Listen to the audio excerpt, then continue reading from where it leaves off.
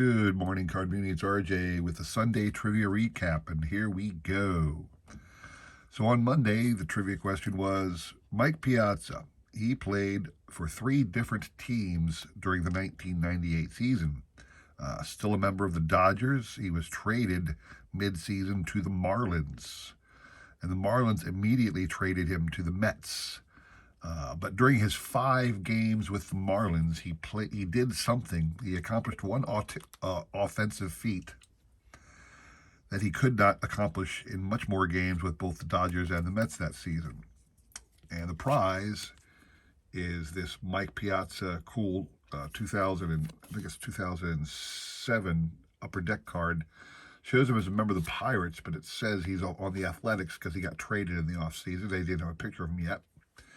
The answer to the trivia question was that he hit a triple. He actually hit a triple, and that is something, if you take a look at this card here, that Mike did not do a whole lot of. In fact, by 2007, when this card was issued, he had accumulated a total of 7 lifetime triples. And while he was a Marlin, he got one of those 7 triples. So that was the answer to the trivia question. The individuals up on the screen there got that question correct on Monday or Tuesday. I will shuffle once, and again, we will spin until we get 3 hits. So there you go. I hope you all having a great weekend. Great week, I should say. There's Adam gets 1. Count 1. 1 for Adam. Got a lot of cool videos coming up next week. Remember, I pre-film all my videos for the week. Nail that has a hit. And I was able to finish off a couple cool sets that I've been working on through the tradingcarddatabase.com. Sticks G with the hit. I'm a big fan of the tradingcarddatabase.com. If you haven't checked it out, please do. It's a great way to get free cards and trade from other people, or even buy ones you need. Jeremy Michaels with the hit. This is turning out to be a pretty good spin. We're getting 1 hit for everybody on these things. Anyway, on the tradingcarddatabase.com, I was able to finish off a couple sets that I've been working on for a while. And I put those on one of my videos for this coming week, so check that out. But also, I'm trying something this year. With the 2022 Topps run out now.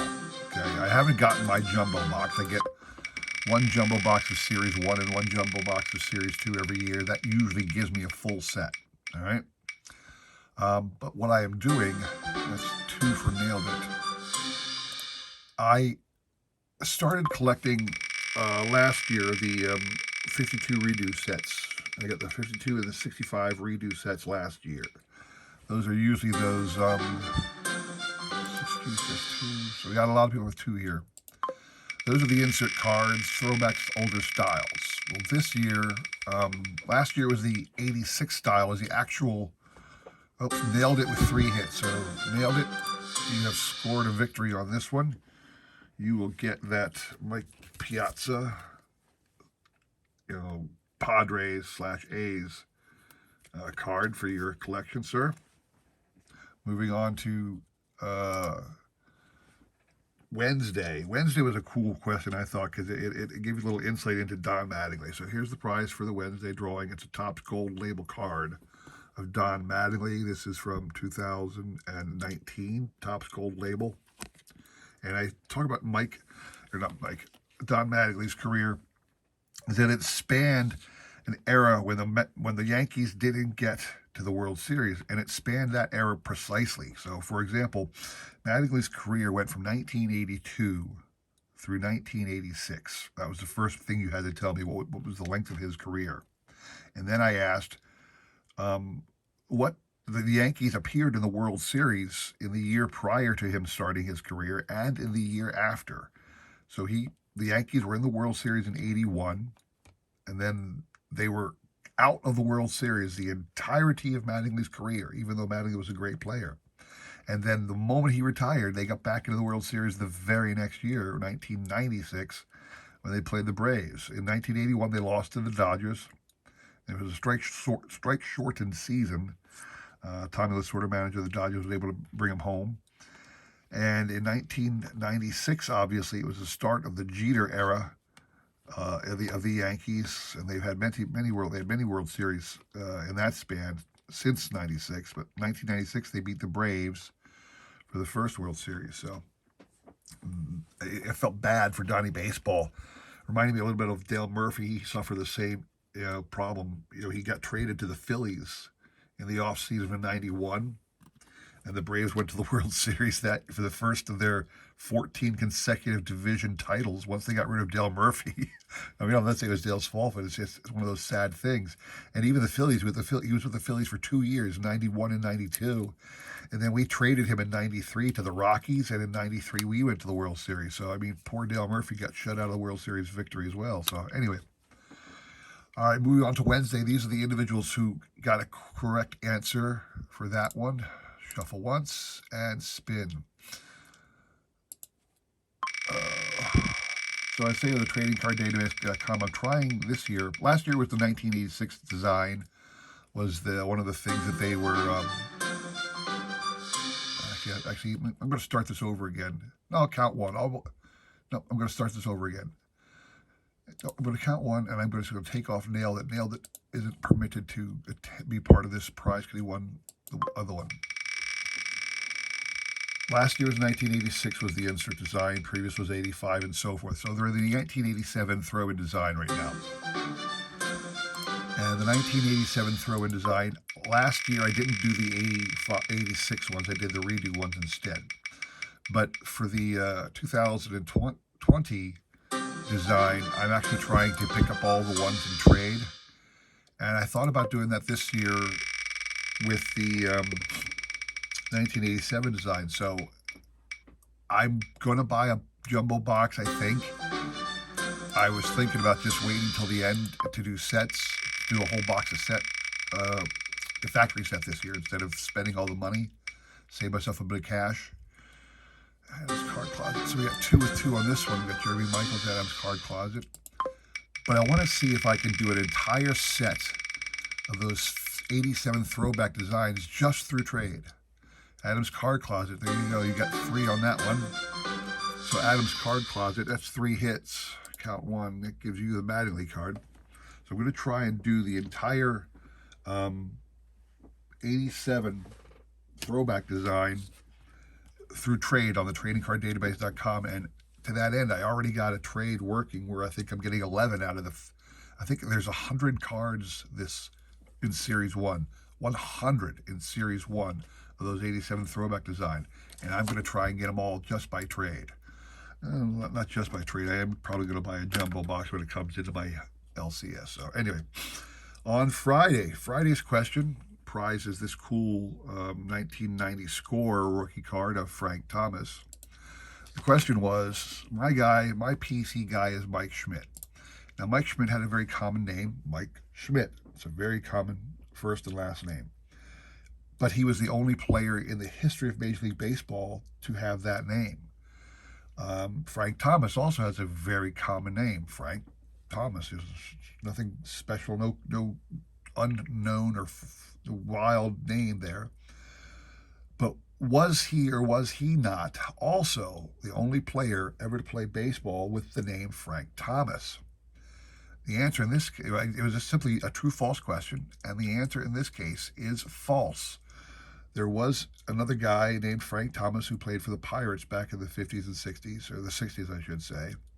And there were other people named, I saw some other Frankie Thomas or something like that. There were 1 or 2 other players also with derivations of Frank, also with the last name of Thomas. But the main guy was there was another guy named Frank Thomas who did play baseball.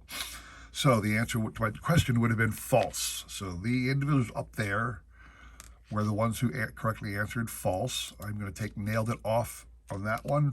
Adam's Card Closet did not put it in answer for this one, so you have down to 5. There's an individual here named Wilbur Cookmeyer. I do not know who Wilbur Cookmeyer is. So if he wins, I'm going to have to get some help from you guys out there to figure out who that guy is. But here we go. So shuffle once and spin.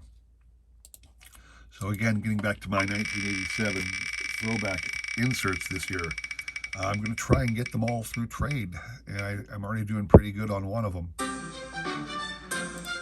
So we will see where that takes me. Because again, I think you guys should all be on the tradingcarddatabase.com. The most important thing for me, wow, Jeremy Michaels with 2 right out the board. That ain't fair. The most important thing it does for me is it allows me to catalog my collection. I actually have every card that's important to me logged in my collection on the tradingcarddatabase.com. But I also have all my trades and want lists up there, so I'm constantly dealing with trades on that channel. But again, the most important thing is the ability to catalog my cards. The reason that's important is because if I'm ever out at a show or somewhere and I see a cool card, I have so many cards I don't know. There you go, Jeremy Michaels. Read it out.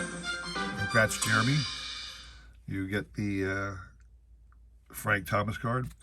The reason it's important to me on the tradingcarddatabase.com to have it all cataloged, so like I said, if I'm at a show and I see a cool card that I have, but I don't know if I have it in my collection, I can look it up real quick and know, so I don't waste money.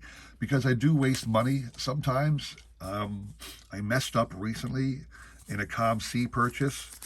I'm going to show you guys something. I'll tell you a quick story at the end of this video. So I think I showed some of these before in the past. There's these great cards back in the 70s. Sports Collectors or Sporting News or somebody put this out. Great feats in sport. All of sports were covered, but this one's baseball. And it's Mike Schmidt talking about all the players who hit 4 home runs in a game. Mike did it. He's the guy they chose on the front cover of this particular card. The back is just full of statistical information. Let me see if I can pull this out for you. Doesn't want to cooperate.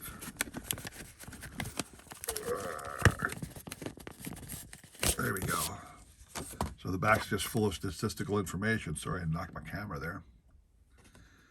And Mike has 2 in this set. This set of cards contains like over 2,000 cards. And Mike has 2 in there, one of this and another one called Wrigley Marathon. Well, I thought, according to my checklist, and this is why I'm a little pissed at myself, according to my database, tradingcarddatabase.com, I did not have this card. But I do. It's the other card, the Wrigley Marathon card, that I don't have. So I got a second one of this. This is going to be a gift to somebody out there who's a Mike Schmidt collector in the short order. I promise you that. So anyway, there's your trivia recap for the day. I hope you all enjoyed that. More trivia to come this week. So please check back again and take care.